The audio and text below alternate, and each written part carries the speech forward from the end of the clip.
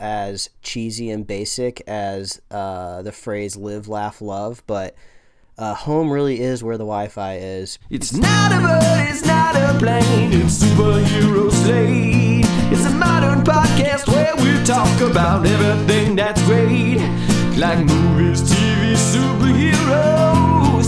It's Superhero Slate. Oh yeah. Hello everyone and welcome to Superhero Slate, the show where we run down the latest superhero entertainment news. We love TV, movies, and superheroes, so let's talk it all out. My name is Chris Dillard. And my name is Mike Royer. And this week, sadly, we mourn the loss of Stan Lee, Mike. Oh, man. I mean, I knew we were going to get a chance to talk about it. It happened a little bit earlier in the week, so I've just been kind of waiting until today when we could really reconcile our emotions. Yeah, we'll do that in a minute. I got some good ways to look at that. Toy Story 4 gives us a few teasers this week, Mike. Did not expect multiple teasers in 1 week. Did you know Agents of S.H.I.E.L.D. got renewed again? Oh, okay, cool. Yep, and more.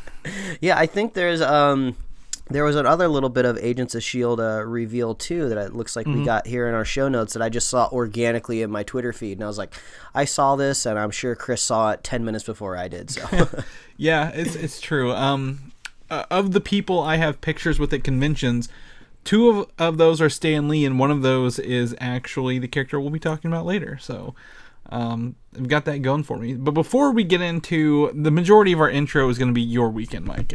You've stolen the thunder here. I've got to say, I've got to give a shout out to Superfan Mitch over hanging out in the UK for sharing the picture of the guy in, I think, Korea with like 20 phones he's playing Pokemon Go on. He tagged me in that picture and said I need to up my game. So I love that picture. Yeah, that was early in the week. Crazy how time flies by. That seems like a meme that was 3 months ago. Yeah, and I've tried playing on 2 devices at once, and I can't even do that.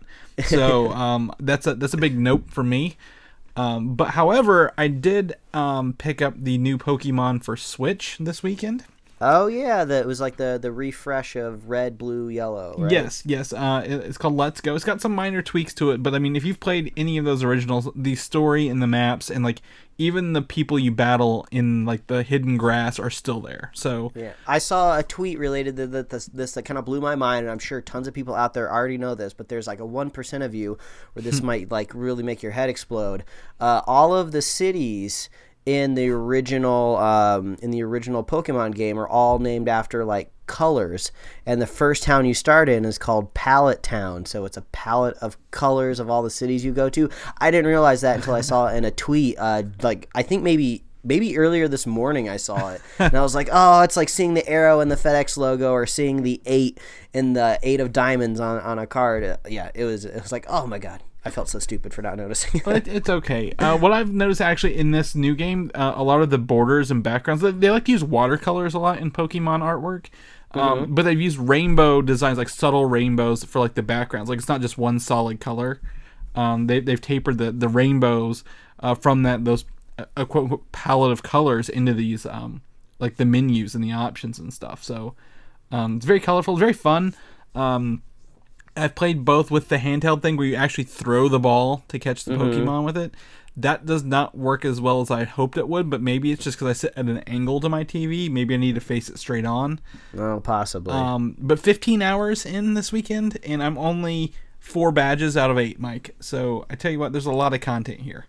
Hey, there you go. Been having a blast with it. So that was really my whole... Oh, I put a dishwasher in my house. Hey, there you go. I learned how to do that. Got a new one and installed it and had it up and running all by myself, Mike. I'm very proud of myself. I'm proud of you too, Chris. Thank you. I only have one Band-Aid on to mark my adventure. So it was your sacrifice to the DIY god. Yeah, exactly. But other than that, Mike, I've got to go ahead and say happy birthday on the show. No, thank you. It's a little later than that, but I mean, I hope you had a wonderful time celebrating your birthday. And in that note, there is something in the mail from me to you. I went ahead and all right, cool. And I was gonna keep it a surprise, but I just had to get you something this year. to kind of combine, because I don't think I'm going to see you for Christmas, which is sad because normally we get to. But as you know, I'm going to Disney the day after, and I think that's when you're more in your Indianapolis area. I don't blame you. I would ditch you for Disney as well, man. I mean, as much as this bond is strong, if Disneyland or Disney World is on the horizon, gotta go, man. Yeah, exactly. But I got to see you next summer, so that's a plus. But anyway, happy belated birthday! And how did you exactly spend your weekend of your birthday? Because I know small details. I've seen small photos, but I want to hear this experience and this story from your point of view. Yes. So this birthday was really crazy, exceptionally nerdy, which is why I would go out of my way to tell it on this show. So my birthday was on Friday, and usually I don't celebrate it too big. Maybe when the big milestones roll around, I'll do a little something, but usually I keep it pretty chill. Maybe just like a day at Disneyland down in Anaheim. But this year, me and my wife have an inside connection to CW's The Flash show. It's not really a huge secret, but I like maybe not to reveal exactly how we're connected to it, because we do have a podcast here where we talk about superhero news. So just in case I ever let something slip out there that's not quite public, I don't want to get this certain person in trouble. So basically, we have a connection into the show, and we were graciously invited to Vancouver to their 100th episode party, which I was shocked that we were able to go, and by happenstance it landed on my birthday weekend, so we were just like, well, we gotta go now. I mean, not only do we have an excuse to go, but we also have the permission to go to this party. So we show up in Vancouver. We get some really awesome treatment of getting picked up at the airport with our name on a sign. I've always wanted that. I've never had the opportunity to look for my name in a crowd of people. So we got whisked away from the Vancouver airport on Friday afternoon, and not only do we get a free ride from the airport, but we got transported directly to the set of The Flash on Friday. So we got the tour around the set, and we got to see the Speed Labs. We got to see the inside of Central City PD, which is a really impressive set. Like, you walk in and you're just like, holy crap.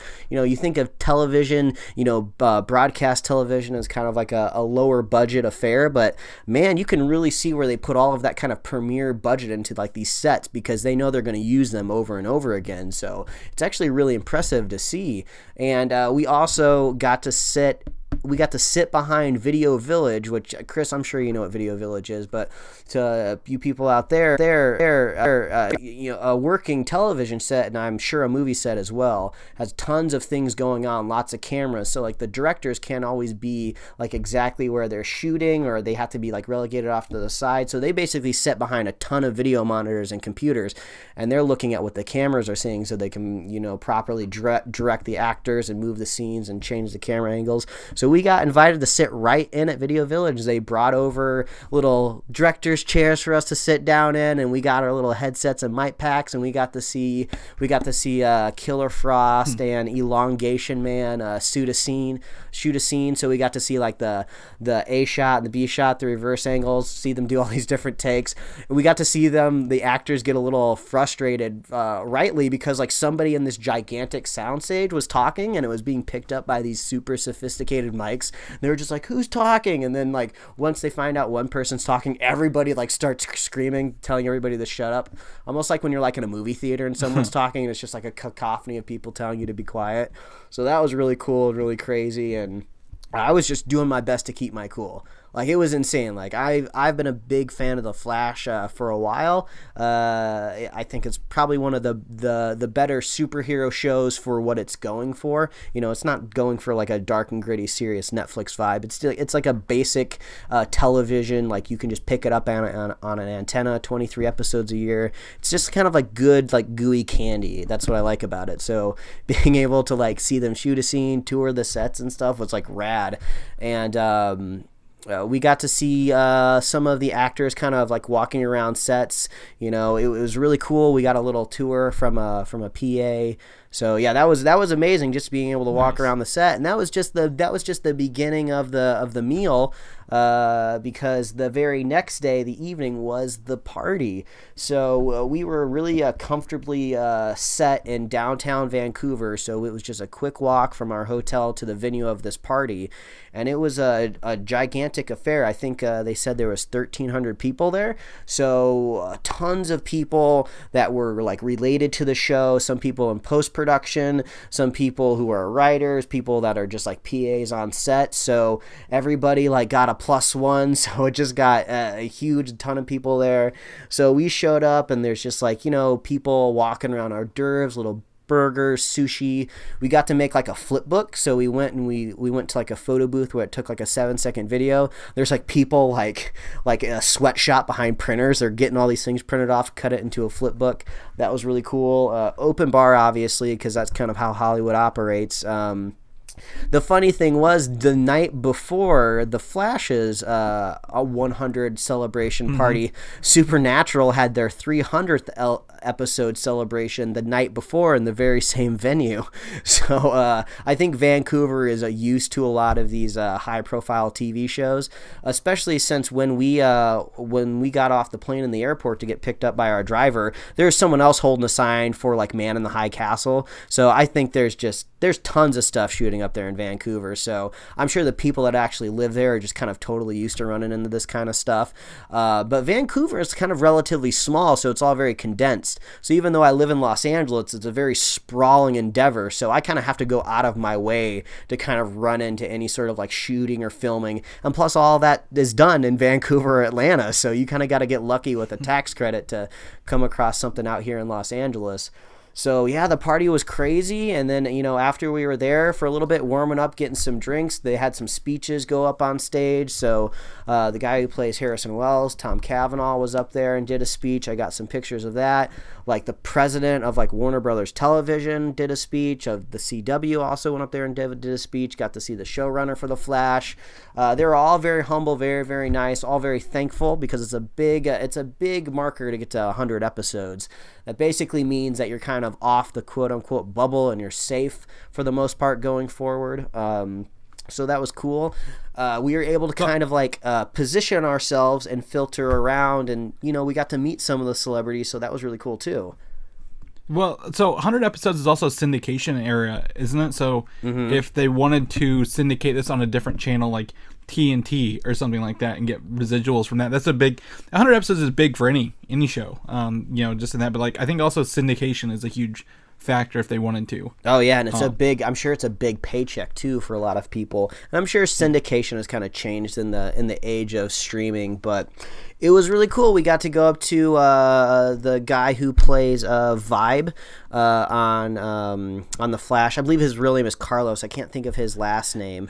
But just call him by his TV name. Oh man, I was doing my best not to just walk to these people and call them by their characters, because I couldn't just remember their actor. I'm already bad with names to begin with, so trying to remember like these actor names when I mainly recognize them from their character names. But the guy Carlos who played Vibe Cisco on the show, really, really cool guy.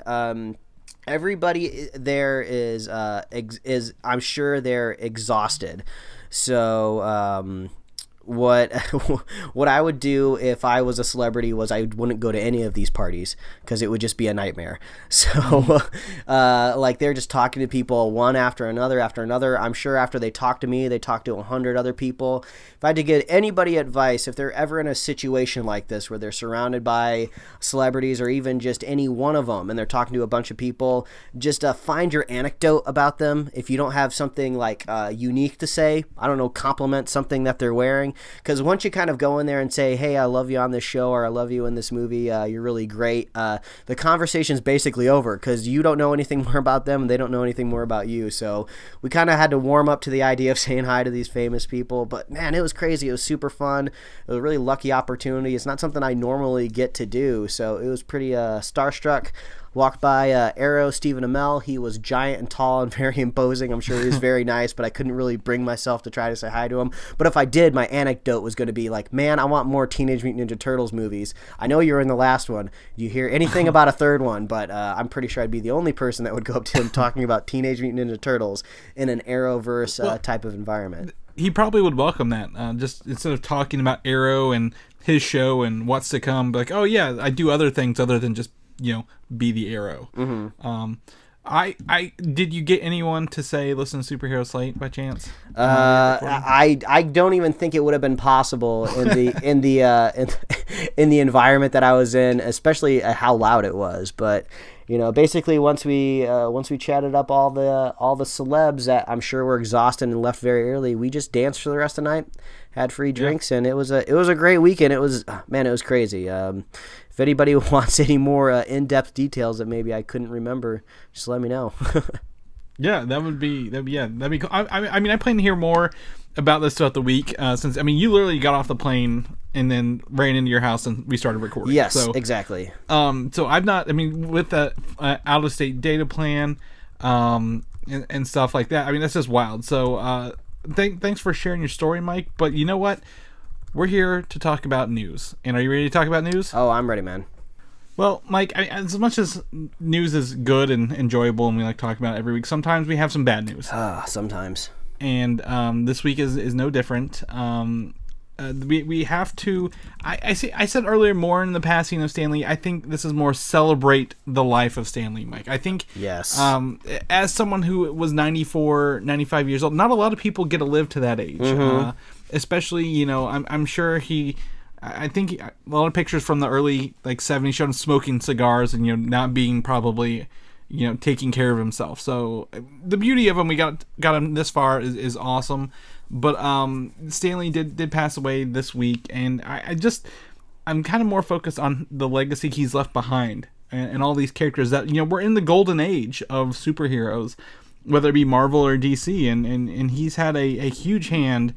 In a lot of that, not the only hand, but a huge hand in that, and probably the biggest, I guess, face of comic books, if you will. Yeah, and a huge proponent of superheroes in this whole industry. And personally, from my experience, I've had a lot of older relatives that live to be just as old or older than Stan, and it kind of gets you a little bit more inoculated to the idea that once somebody gets kind of up there in the years, you kind of start not really accepting it, but you kind of start expecting this eventually will happen, and it kind of helps soften the blow. So as much as it's sad to see him go, I think I thought about this maybe a few years ago when we started this podcast. I was like, man, we pretty much started this whole thing out of the legacy that Stan Lee created. How am I going to feel when this man leaves? And it was, I know it's going to be a sad day, and it was a bummer, but also it was great to see all of these people sharing all their memories. Everybody was sharing pictures they had with them. I saw lucky people that had chances to have face-to-face meetings and just conversations. Bigger celebrities meeting him for the first time. Like Jason Momoa had a chance to meet Stan Lee recently. Jason Momoa is a huge star. He's Aquaman, and he was just humbled to meet this man that he just met for the first time maybe a year or two ago. Mm-hmm. So it's just great to see how everybody just kind of saw him as a beacon of this creativity and this champion. So it was sad to see him go, but at the same time, man, we couldn't have had a better version and a better execution of what Stan Lee did in his life. Everybody would love to do what he did for 95 years. Yeah, even though he was I think bankrupt in the 90s, and you saw his return back then, but I can't think of characters now that he didn't have a hand in creating.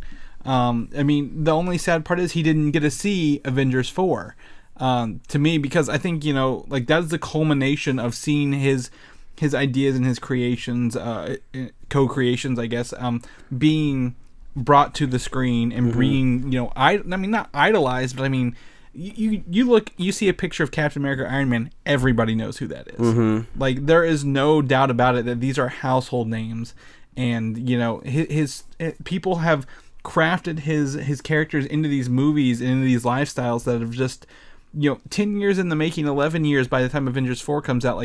The biggest movies in the world, the biggest things ever are due in part to him. Mm-hmm. and his ideas. And I'm sure it wasn't always easy, and it wasn't always fun, but he's always been a good person, I guess. His ideals have always been pretty up there. I was reading some stuff he posted, like on his old soapboxes in the comics, in like 60s, 70s. Talking about bullying isn't good, and we don't like Nazis and stuff like that. So it's just amazing, that someone from that era could come out and still be that bright shining star. Yeah, exactly. And I mean, I wouldn't be naive at all. I'm sure a man that's lived as long as he has through the years and the decades that he's lived, I'm sure he's not the perfect angel that we'd all hope him to be. But I mean, making it this far, he's done a lot of great things, and I'm just glad we never had to fight through any sort of like gigantic scandal. And I'm sure if there was one, it would have came out. So I'm just glad he was able to make what he made while he was here. And man, it's great. He really loved it too. I mean, this dude is in his 90s and he was still going to conventions. Like I sent you a message after he passed and I was like, you had a picture with Stan,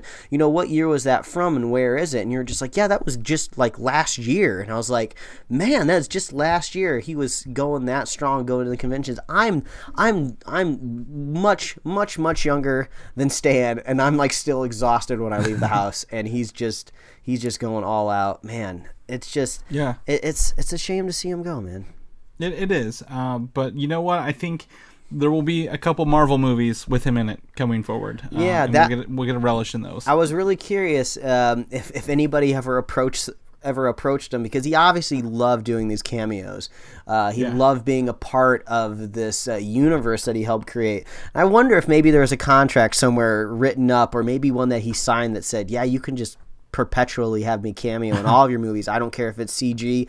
I mean, we have reported on the show before where he has basically like gone to like a green screen studio, with James Gunn, or I'm sure Kevin Feige or the Russo brothers, and I'm sure he shot tons of stuff. He could have hours and hours of cameos ready to go, and they could just green screen them in anywhere they wanted to. So it would kind of be up to him, but I hope whatever his last cameo is, I hope it's just awesome. Yeah, well, I think it will probably be Spider-Man, and that will probably be fitting, seeing that is one of his most popular, biggest creations ever. Yeah, that makes sense. I was at a DC party this weekend for The Flash, and I still wore my Spider-Man socks with my suit and shoes, and there was no hate there, because everybody, even at DC, has to thank Stan the Man. Like when I said earlier, when I was on Video Village watching them shoot those scenes, in between shots when they're kind of setting the lighting and changing things, the actors do like a little banter back and forth, and just before they started rolling, I heard one of them shout out, "Rest in peace, Stan Lee." So even on like a set of a DC show, like days after he has passed away, with the consciousness that is of humans these days, where the attention span is so short, even just them shooting a scene of The Flash, they're even like shouting out respects to Stan in the middle of their scene. I thought it was amazing, just like one little moment that went by like a flutter. So I think that's awesome, just how much rivalry that was between those two comic books. But just at the end of this legacy, everybody's still sending it up for him. I love that. Yeah, I got two things to wrap this up. The last cameo we saw Stan Lee in was actually a DC movie. Teen Titans Go to the Movies. Yes, and that's a great cameo too. It's like, I love cameos. I don't care what I'm in. Yeah, exactly. So that's a really I guess fitting cameo for his last one. And then I my best story still is my first photo with Stan Lee, because I have two. He actually called me a good man to my face as I was leaving, and that will. If I always joked, if I ever had to go, I wanted to go work for Kevin Feige or Marvel Studios, I would just put on my resume, a piece of paper, "You're a good man," in quotes, Stan Lee, and that's my resume. Just kind of handy under the accomplishment section. No, this is it. That's that's paper, just the resume. Okay, big, bold. You're talking like 40 point font. Yeah, exactly. Because that's always it's just surreal for him, like to get a compliment from Stan Lee. That's just blew my mind all those years ago. Actually, I was wearing a shirt you designed in it, the Dat Mass shirt, when I got my first picture with Stan Lee. That's right. So that was a while before the show, Mike. That was so long ago. Anyways, Stanley, we'll miss you. We loved you. We'll miss you, and we hope to see you in Avengers 4, Mike. Which is my next topic here. I've got a couple more trailer dates locked down. Apparently, they're doing a screening of Avengers Infinity War on November 28th with one of the Russo brothers. Why they're doing a screening in the middle of November? Or at the end of November? Yeah, it's a little weird. Where? With who? Can anybody go? What is this? Yeah, I don't know. I think this might be either like an Oscar buzz screening, kind of like they did with oh, I see it, like with Black Panther. But I mean, this was from Collider, and it's in the LA area, so you can actually get into a free screen. I'm going to send you this link right now, Mike. All right, so you can fill this out later. I just that's a really weird time to have this screening. And there's no other information about it. I don't know. My assumption would be like they're giving the pretense of an Infinity War, and they could debut the first trailer there and then online the next day. That's true, and even as tight knit as like winning tickets and getting like a Hollywood screening and whatever affidavits that you need to sign to get sworn to secrecy, I would assume that trailer is going to have the title of the next movie in it. And as much as maybe you could avoid people like spoiling different scenes or, trailers don't give a lot away, that title is the spoiler for the trailer. I'm actually really curious how I'm going to watch the trailer without spoiling the title, because I would imagine if you're cutting this trailer, it's going to be a bunch of awesome, really emotional, crazy scenes that you see, and the very last thing that you see in the trailer is the reveal of the title. But I just have a strong feeling, and I'm going to click on that trailer on YouTube, and it's going to be right in the text underneath the video, and it's going to be spoiled right there. So like I'm trying to envision a way how I can watch the trailer without seeing the title, because I think that would just have a little bit of more emotional resonance to it, It might, but I think the title, again, like you said, we're just going to be disappointed by it. I'm banking Avengers Annihilation. I'm feeling it. Yeah, me too. Hope probably wrong. But also, the Captain Marvel Prelude comic for the movie just came out this past week. At the end of it, it says on December 5th, the Prelude comic for the next Avengers movie is there. It comes out December 5th. Okay, so you're saying we got a really, really solid window here between the 28th and the 5th. We have to get a trailer somewhere in there. I don't think they'll put the comic book out without the title. Oh yeah, you wouldn't want to do that. So I think at least by the 5th. That means there is a printer somewhere printing these comic books, and they see the title on it right now.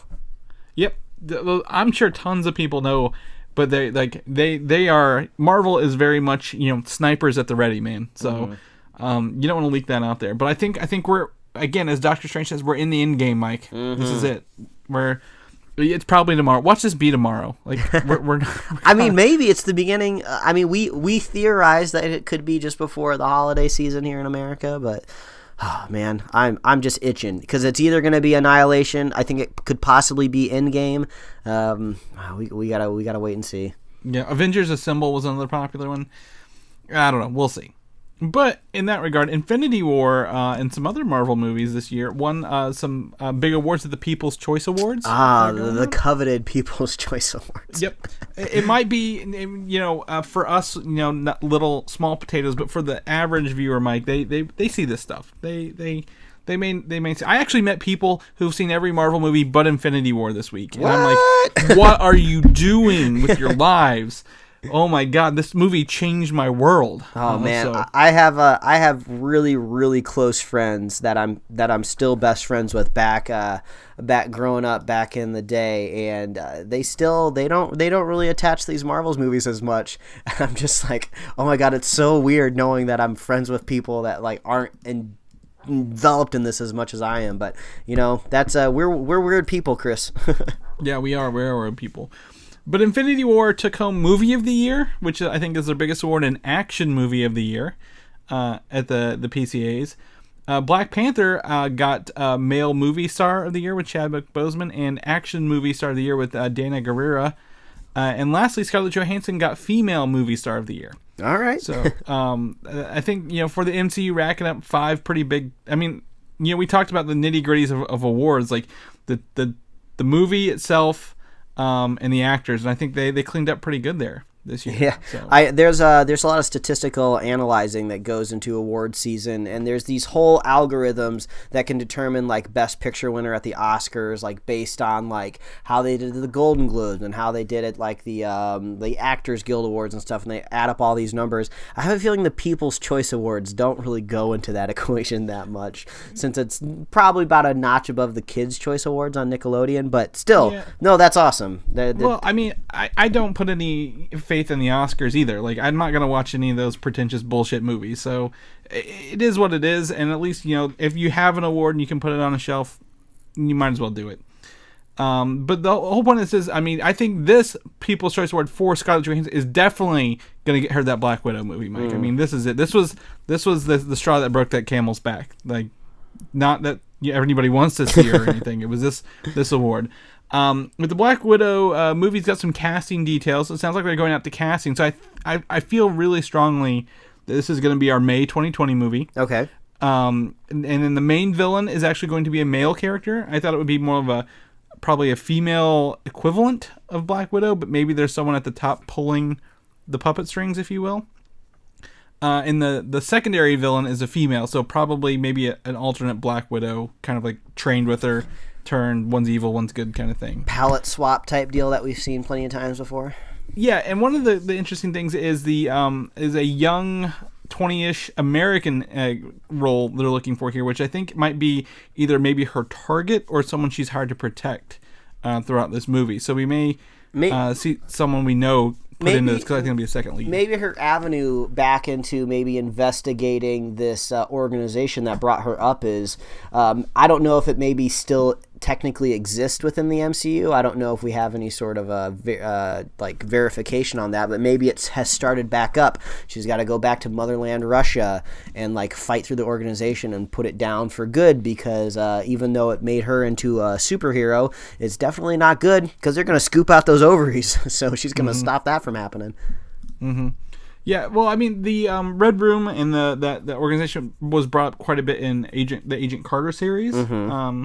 So, I mean, they've got some history there. How they're going to do it, I don't really know. But I think that this will be their kickoff for 2020, which it feels weird to say the Black Widow will be their main movie for 2020, but maybe we're wrong. Maybe something else is going to pop up. It'll be a cool year for superhero heroines, because Wonder Woman will be that year as well, and they'll probably both be sharing the summer box office. So that'll be kind of cool. And actually, if the People's Choice Award is maybe good for anything, it'd be interesting to see if those winners predict the box office, because these are the people's choice, and the people pay for the tickets to go see the movie. So yeah, Scarlett Johansson is winning Female Movie Star of the Year. That could translate to box office dollars in 2020. Yeah, I mean, it definitely could, and you never know. I mean, that first weekend of May with a Marvel logo on it, people are going to eat that up, Mike. I think regardless. The movie that was probably in the middle of 2020, or maybe May, was the Guardians of the Galaxy Volume 3, and while James Gunn is no longer with it, the current rumor is Travis Knight, who is known for Kubo and the Two Strings and his upcoming movie Bumblebee, which has really strong positive reactions, is rumored to be a favorite for this. So he was previously a finalist for the Eternals movie, which went to, I forget who that went to, but the person who's directing the Eternals movie was a finalist for actually the Black Widow movie. So it seems they have a bunch of directors they like. They just mix them, match them on projects they need. So now that you bring up Bumblebee, that reminds me of something I heard just this week about Venom, where we had a movie critic that I saw online that was looking into these big box office Chinese returns for Venom, and they were just like, what's going on over there? Is Venom really got some sort of secret sauce that China really loves? Well, what it could be is that, Venom is not just all entirely made by Sony. A lot of these big Hollywood movies are also co-produced with other financiers from around the world, and one of them from China, the financier also also owns a marketing company out there in China. So I think that they have a more of a crafted finesse way to kind of market these movies out in China. And that same company who also invested in Venom is also invested in Bumblebee. So we might see a big Chinese return for Bumblebee as well, thanks to just a marketing push out there also. So I don't know, maybe Travis Knight could have a lot of dollars under his belt once the end of the year rolls through. I don't know. There's going to be a lot of competition when it comes to the end of the year here. Well, the Transformers movies have always done big in China. I mean, I think that's why, like, the worst one with the Dinobots was, like, mostly in China, I think. But have you seen the boyfriend Venom posters for the Chinese movies? When they were talking about that story, they said that was kind of part of the marketing too. Yeah, these weird kind of like web comic style posters of just Venom helping some girls take a selfie. It's just weird, man. Well, there's a whole series of them taking a selfie, holding an umbrella, carrying bags, and like on a train with somebody. Like, and this is not Venom at all, like that we know of. It's just like a happy-go-lucky, chibi-looking Venom, and they're like, "Yep, we like it." So I mean, maybe there's some sort of secret sauce when it comes to marketing over in China. They cited another source of a previous movie that they had done earlier in the year. It may have been The Meg. I'm not too sure if it was or not, but they said, oh, this movie previous in the year that was also advertised by them had a big return from China. So that's the moral of the story, is you just got to get the right marketer over there to do a weird chibi version helping out girls in China. But you really enjoy Kubo and the Two Strings. Is that correct? I'm a little on the border with it. It's obviously beautiful, but I think the story's a little weak. Well, I think if they use the James Gunn story, maybe Travis Knight could make this look good. Oh, yeah. I mean, that's possible.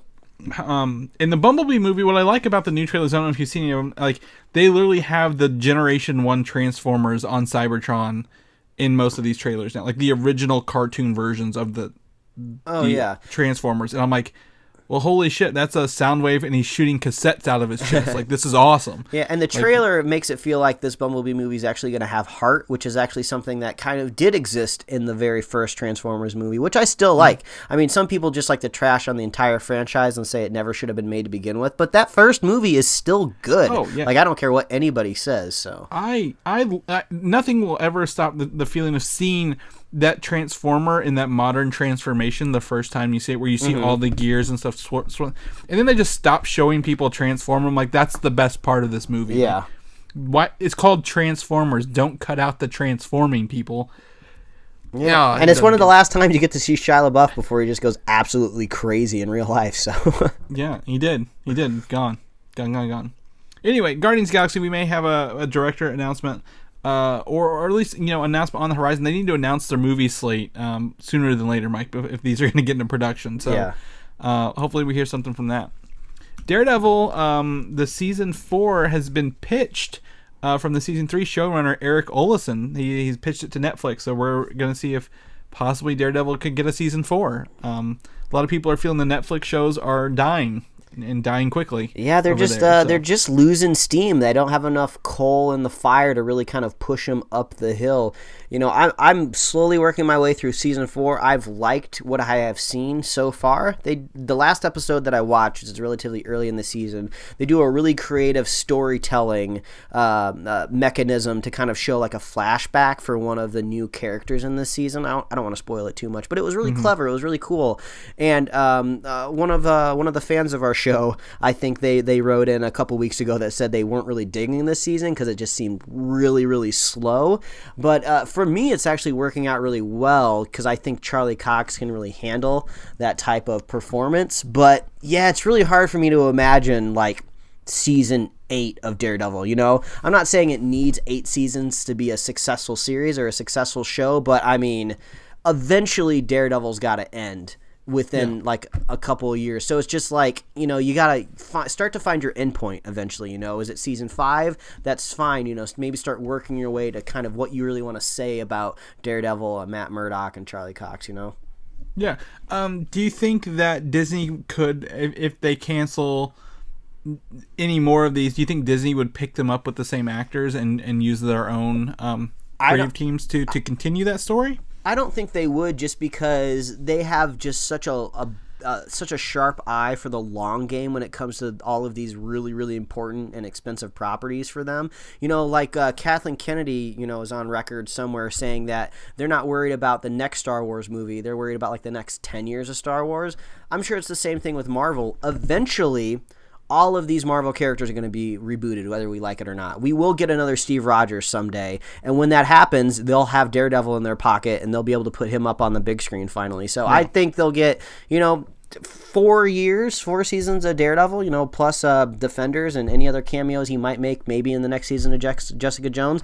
That's a good act. That's a good performance. That's a good job. Nothing to turn your nose up at, but I don't think Disney is going to kind of help them limp along unless they have some sort of grand plan of somehow having Daredevil meet up with, like, in the Loki show. That would be insane. I don't know if that'll happen. But I mean, again, not knowing what Infinity War Part 2 does to the universe, could they technically...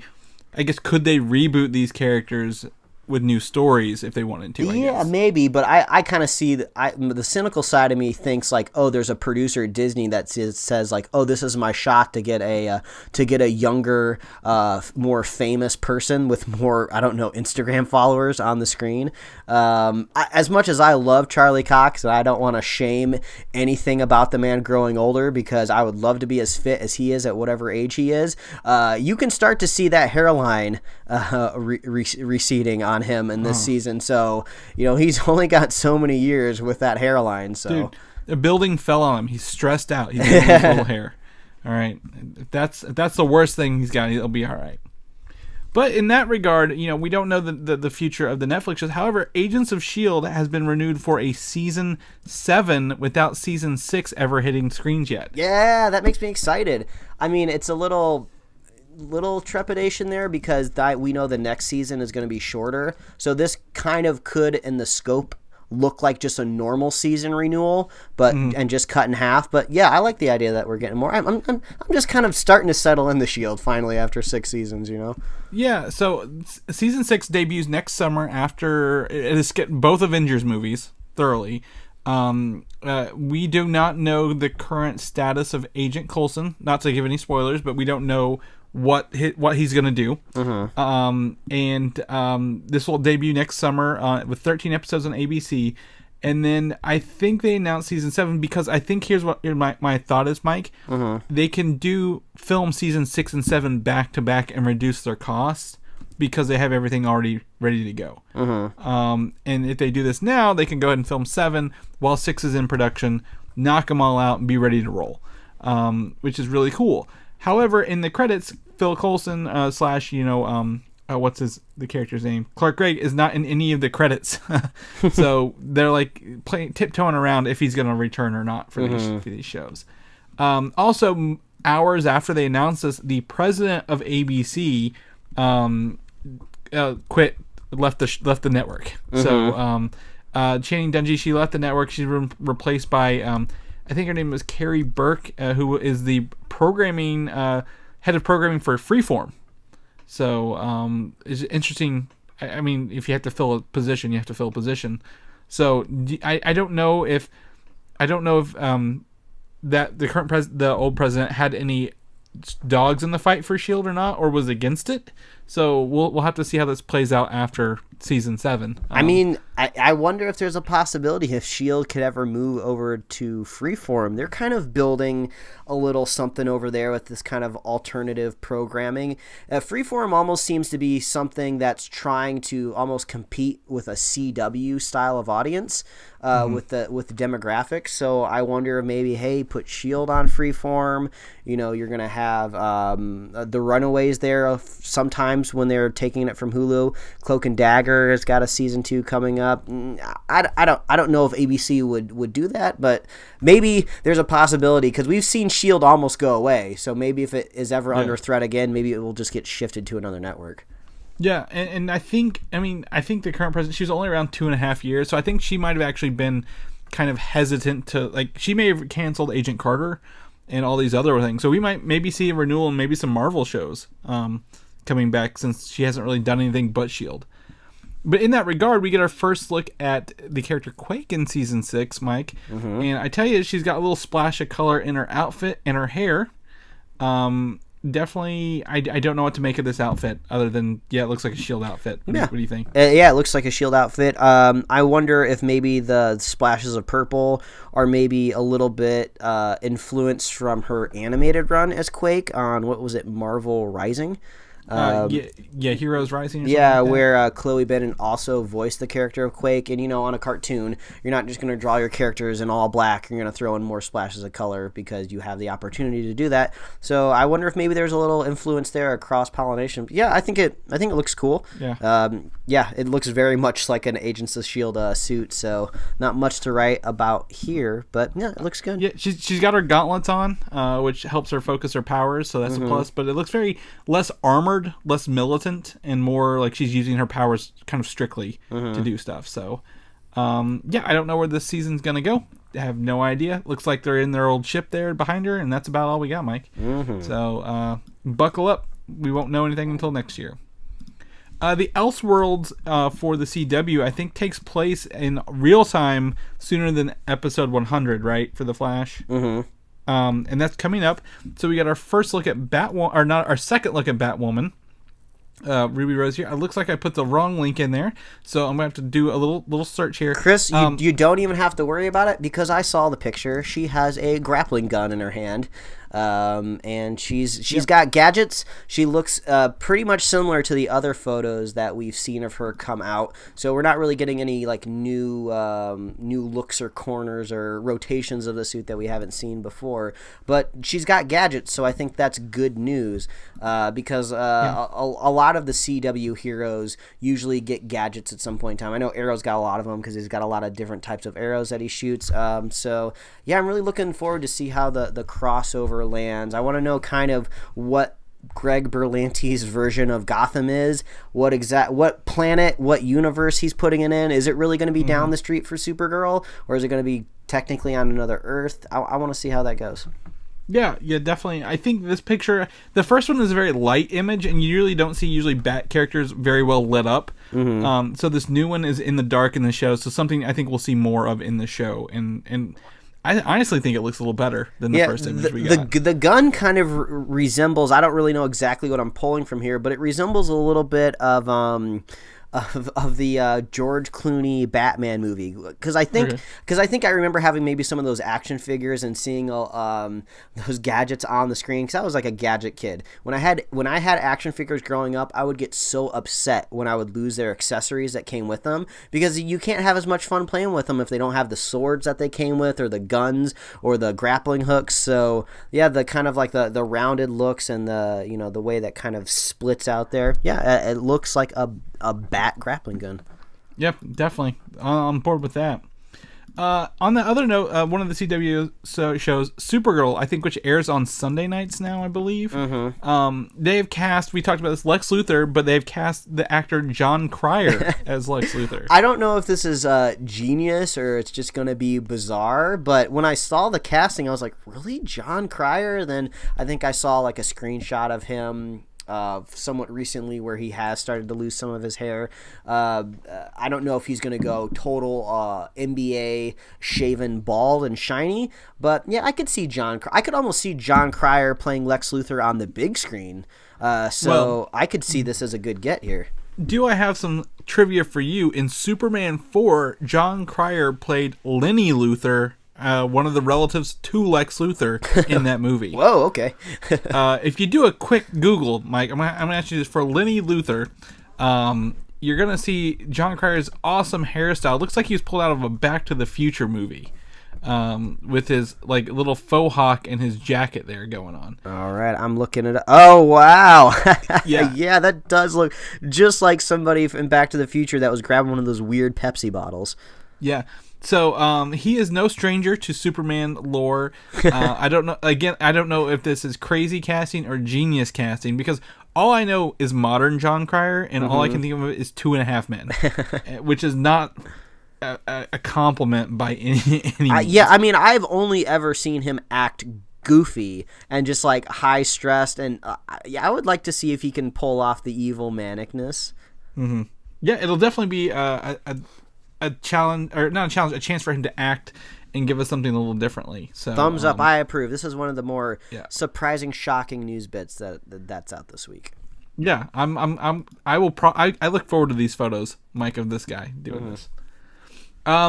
Young Justice Outsiders on the DC Universe gave us a teaser today, or I guess this weekend, a big teaser, if you will, showing Earth become apocalypse, maybe. And I think the biggest thing here is the release date is January 4th. Yep, So I think it's pretty much right on cue with probably when Titans is done wrapping up, because that's all the DC streaming app can do is just try to hold on until the next show is ready. They're just trying to daisy chain them together to keep your subscription out there. I'm still not subscribed yet. I think I'm just gonna wait until Titans is all wrapped up till I make my decision. I think you're probably going to wait until Young Justice is on there for a couple episodes at least to get you caught up. I mean, I guess I could just wait until I get all the goods. Yeah, because I think Young Justice is being split into 2 release sections, kind of like what they do with like Voltron and stuff on Netflix, where like the smaller sections of a season. So I know it's coming out. I know you're a big fan of it, but I mean that's a lot sooner than I thought it would be. But I also can't believe we're almost in December. I bought an ugly Christmas sweater today. So. There's a great Twitter account out there just called year progress or something like that. I don't remember exactly what it's called, but it just tweets out in different intervals how far we have completed the year so far with just like a little barcode made of characters. So I think just as of yesterday we were 88% through the year. So there you go. You are correct. I pulled up year_progress here. There you go. And I this is not doing anything for me. Put your year in perspective, because once you're out of like grade school and college and you don't have like classes and summer break to really structure your year, you're from January to December, just like the rest of us schmucks. Yeah. Taxes drive that one. Yeah. So, yep, there we go. Almost January. Star Wars on their streaming service, The Mandalorian, we have some confirmation, I believe. Pedro Pascal, known for his role as the Whippy guy in Kingsman 2, and I think the main villain in Wonder Woman 84 has been cast in a lead role for the show. Will he be the Mandalorian, the man under the helmet? Pretty sure he probably will be, but no one said anything so far. I mean, I like Pedro Pascal. He was like really the one thing that I really enjoyed from Kingsman 2, since I didn't like that movie that much. So yeah, I love Pedro. He's awesome. Yeah, and I think he's an up and coming actor. So to be in one superhero property, he was in Game of Thrones, being in Wonder Woman 84, another one, and then this. I mean, he's a high demand actor, man. Yeah. I mean, The Mandalorian right now is pretty funny because it's such a high profile, very expensive show that we know, and we've seen photos of the Mandalorian, but we don't know who is under the helmet. So I feel like he's Master Chief running around. I'm thinking more of the South Park. Who is the coon? Who is he? I hope it's Carl Urban. I hope he just lifts up the helmet halfway and we just see the below the nose and we just like, that's Carl Urban. I know for sure. I've seen the bottom half of that face before. From Judge Dredd. Yeah. So yeah, there's that. Also, Gina Carano, who was one of the hench women in Deadpool, has been cast in the film. Was her? You mean the series? Yeah, in the series. Yes, sorry, in the series. I was thinking of Deadpool again, Gotcha. because I mean I can't remember her name in Deadpool, but she was the one who fought Colossus there at the end, and she was trading punches, and then her top fell off. She was like the strong. Was she like Russian? Or I don't think she spoke actually. No, she wasn't Russian. But I mean, she was just super strong because she does the superhero landing. Mm-hmm. So she's also been cast in the series, and she looks about the build of a Mandalorian. If I was to be honest, I put her in the armor. I never thought that there could be a woman under that helmet. Oh man, what does that say about me in 2018? That I just can't assume it's a woman. I probably was one of those kids that failed the test. Like, did your teacher ever on like the first day of science class hand out a piece of paper and ask you to draw a scientist, and then you're just concerned like, oh, I got to get the beakers right, I got to get all the measuring stuff right, got to get the lab coat just right. But the trick was he just wanted to see how many people drew a man and how many people drew a woman. And what am I doing? It could be a woman. Woman for Mandalorian. It could be. Most of my science classes We're just like, open your book up to page 1, write your name in it. This is your book. You were actually learning stuff, and I was drawing pictures. Yeah, exactly. I think you might have been in art class, and you've been had. You know what? It could have been. I was had, Chris. I was had. Yeah. Well, also, Star Wars Galaxy's Edge, the theme park attraction coming to both parks that we talked about earlier. John Williams was composing the music for both of those editions, both Disney attractions. Hell yeah. I know it's ambiguous that the park opens at some point in summer next year.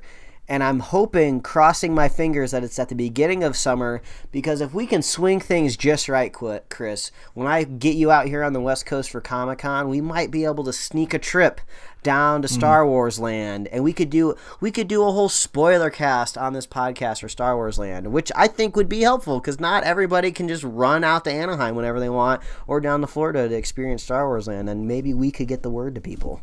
We would take so many selfies, Mike. There would be so many selfies. But yeah, there's a bunch of rides and things coming up. I think one of them's like 3-person ride where you do 3 different roles on the Millennium Falcon, and I just want to get my blue milk, man. I got to get my blue milk on, and then we can walk over to California Adventure and get our Groot bread and ride the Guardians ride. It's just going to be a nerdy day, man. Blue milk is old news. I want green milk. I want to find one of those creatures where it dispenses the green milk just like Luke does in The Last Jedi. That's what I want. You have to put on a hygienic glove before you pull that teat, though, because you don't want to share germs with the person that was just in front of you. Nah, it's Disney. It's all right. They'll take care of that. But yeah, so that's cool. John Williams is doing the music, keeping it consistent across all the Star Wars stuff. So kudos to him for doing that. The Morbius movie is coming. With Venom making way too much money. I think over $800 million so far, which is blowing my mind. The Morbius movie is starting some sort of pre-production, because Jared Leto shared a video of him shaving his beard off to be ready for Morbius. Yeah, and I like how he seems like it's got to be a big deal, like his beard is iconic or something. Like, I mean, I'm not trying to shame the man, but he's kind of got like a Johnny Depp beard going on, where it's really kind of scraggly, not the most connected and full thing I've ever seen. I mean, I can't really complain. My beard's not much better than that, but it's not like you're watching some mustachioed icon, shave the mustache. Yeah, it's a little weird. I really hope he doesn't send weird used blood bags to his stars like he did on Suicide Squad. Like, can you just keep this one normal for once for us? Like, please, because nobody really wants this, so just get it done with so we can get it over with. I don't know. We'll see how it goes. We're lucky enough that Spider-Man has a pretty strong rogues gallery that hasn't been cannibalized by Sony just yet. So I think Marvel can still get some good Spider-Man movies with some better villains. They are literally about to suck the life right out of it, Mike, with this vampire-esque movie. Yep. So don't get your hopes up. But I mean, it's gonna happen. Whatever. I mean, if they're shaving his beard, I imagine they're probably pretty far in pre-production. Like, this is probably like costume testing. They know that Morbius is gonna be clean shaven. We know that for sure. Yeah. I mean, if they shave the beard, there's no going back now. This is it. This is like pouring the concrete, man. They got to start. But on happy news, we're gonna end our news thing with 3 trailers, Mike, that we've talked about. So three movies got some trailers this week. And first and foremost is Toy Story 4 gave us 2 teasers this week. Mm-hmm. One of them is hilarious to me.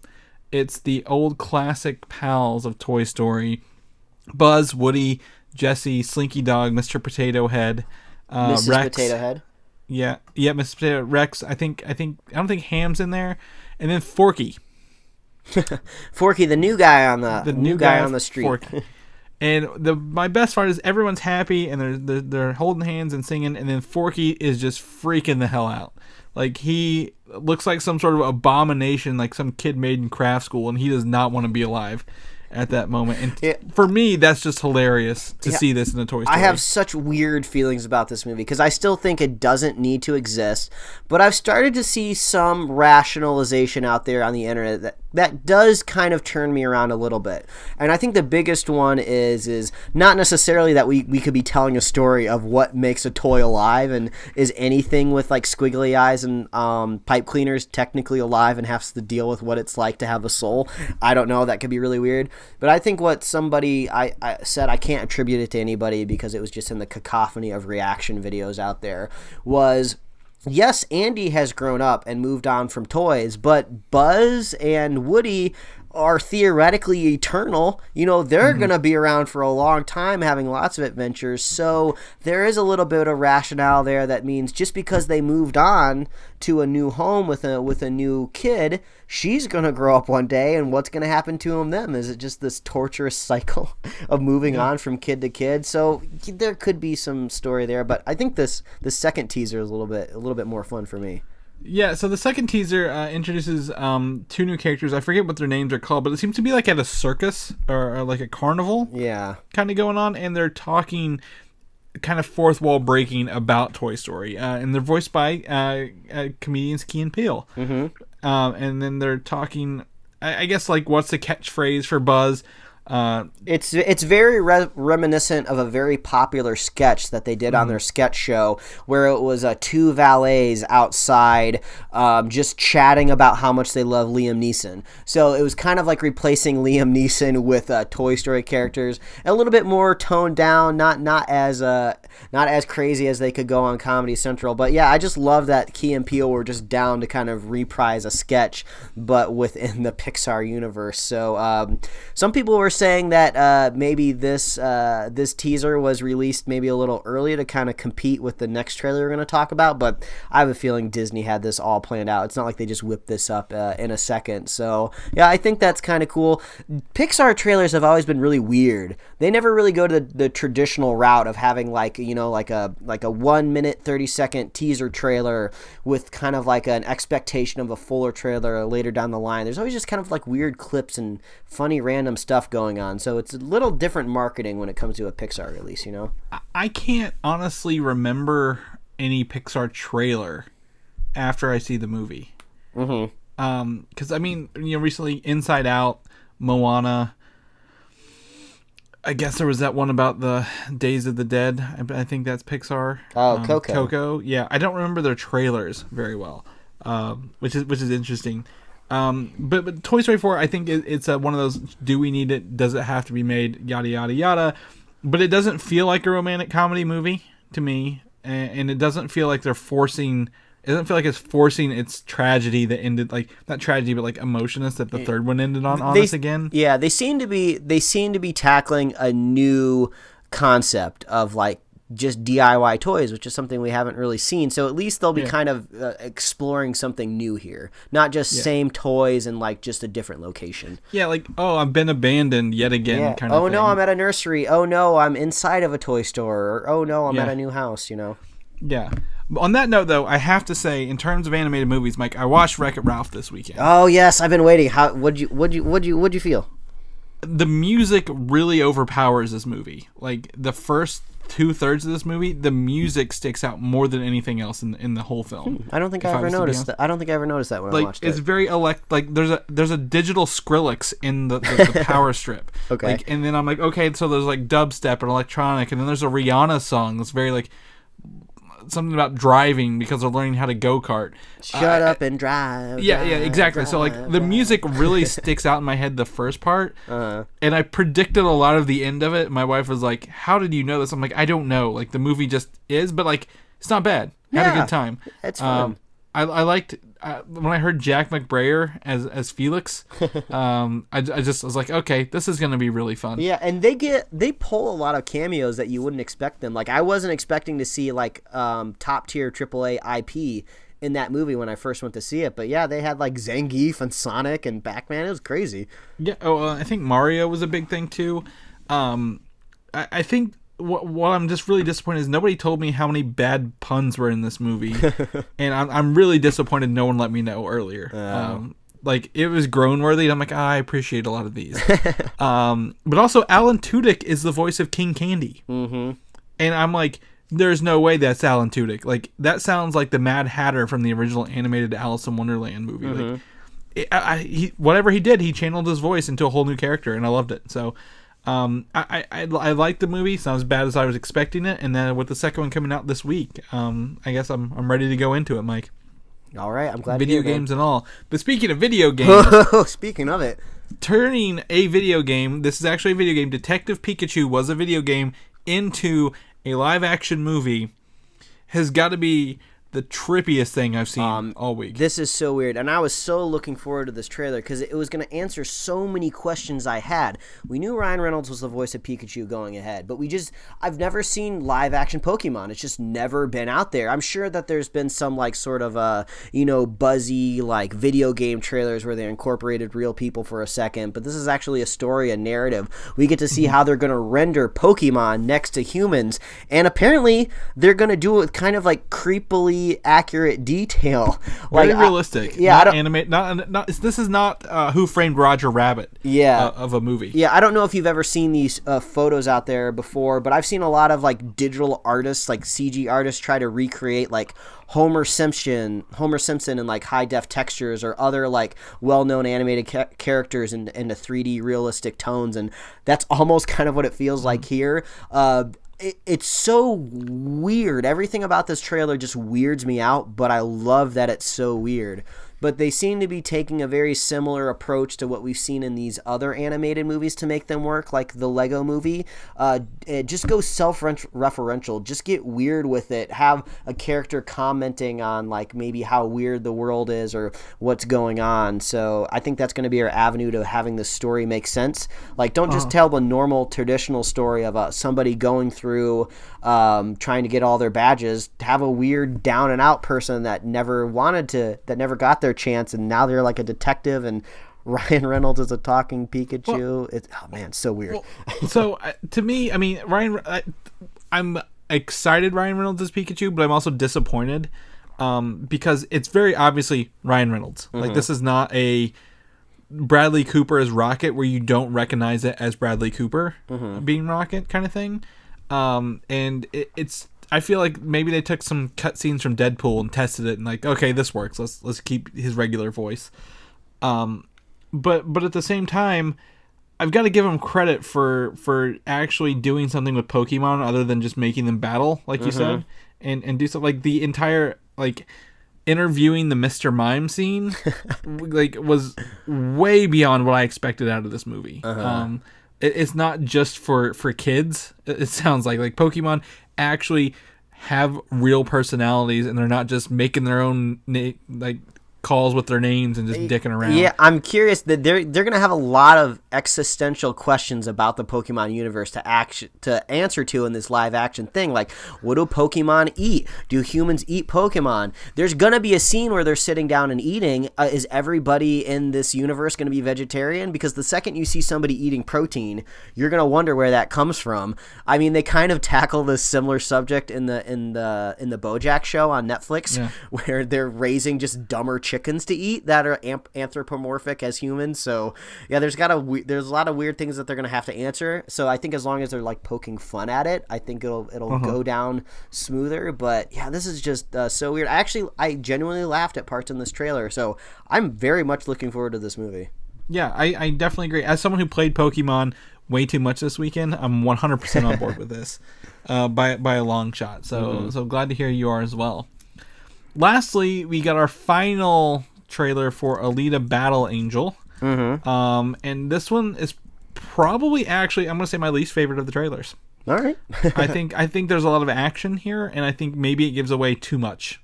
And I'm rarely one to say that. You know this. Yeah, I mean... I'm just not feeling it. Yeah, I mean, I'm not really a big Alita fan. I watched a little bit of the anime, like, way back in the day. I feel like I may have read maybe one of the collection books of the manga, but I really don't have a deep connection to it. I've just been kind of curious to see how the characters have evolved throughout the trailers, just because I happened to watch the first one and the second one like back to back, like back in July, I think, and I noticed like, oh, things have kind of changed a little bit. So if you go check out our Twitter account at Superhero Slate. Yeah, I think it's just Superhero Slate on Twitter. Yeah, it's Superhero Slate Podcast on Instagram. So if you just hit up Superhero Slate on Twitter, I kind of went through all of the 3 trailers to kind of track the progress of certain scenes of how the characters have evolved through just the year of just special effects that they've done rendering the characters. So it's kind of cool and clever. You can see that they've made whole decisions of just like totally flipping horizontally like scenes. Like she used to run off the rooftops from right to left in the first trailer, and the last two she's running from left to right. They've tweaked her eyes a little bit throughout the trailer. So I've kind of just been following this movie just out of just pure curiosity. But I mean, Robert Rodriguez and James Cameron, I would hope that they would be able to make something that has a slightly more lasting effect than the Ghost in the Shell movie that we got, who I don't even remember who directed that That's movie. what it was. I couldn't even think of the name of that movie this week. I was like, the Scarlett Johansson one, that was the adaptation. Yeah, I don't remember who directed that movie, who produced it, what studio it came out of, but I'm hoping Robert Rodriguez and James Cameron can maybe deliver something that's more memorable or at least less forgettable. So, I mean, the movie's been pushed past Christmas. It might have a chance now. This definitely seems like a movie that could rake up a ton of cash in China. So maybe it doesn't even matter if we don't like it or don't go see it. But yeah. On top of that, you talked about the changes here. This movie was originally scheduled for July of this year. Yeah. If you remember that. So it was going to be in the middle of the summer. I think going up against like Ant-Man or something like that was in the theater. Then Mission Impossible, which Mission Impossible would have stomped this in the ground by a long shot. And then it was pushed back to December. It was going to go on December 21st, and we've got 20 movies coming out that day already. Mm-hmm. This movie would have been pushed to the background as well, and now it's on February, I think 14th of next year, which is going up against Dark Phoenix. If that movie still makes it out. I think I want to see this movie more than Dark Phoenix, so it might have a shot with a really, really sluggish X-Men franchise. But yeah, go check out the comparison GIFs that we put up on our Twitter account. They digitally, I mean, obviously she's all digital, but they digitally added a jacket on her in one of the scenes, which I thought was kind of clever. So I like this kind of see the creative decisions. That's just like, I think she needs a jacket in this scene. All right, render the jacket. We don't need reshoots because she's a totally digital character. Well, what's really interesting to me in that regard is like they've released it not to do anything, like not to fix anything. It's just kind of been like, hey, we've got to push it back because we're gonna lose at the box office, kind of thing. So they have that opportunity to go in and just keep redoing, like hey, do we have time to render this out? Yeah, we got a couple extra weeks. Let's just go ahead and do it. It's not really changing the story too much, but they can tweak the finesse of it so it doesn't look like it's like pushed out there. Because I think to me the newer face looks better than the one from a year ago, by a long shot. But maybe that's just me. So yeah, I don't know.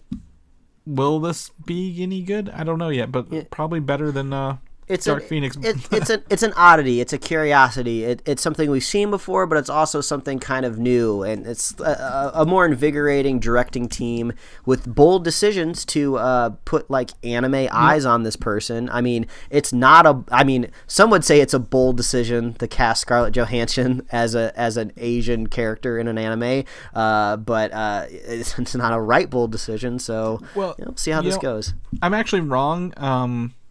Fox owns this, and Phoenix was moved to June. Remember, it moved it twice in a week.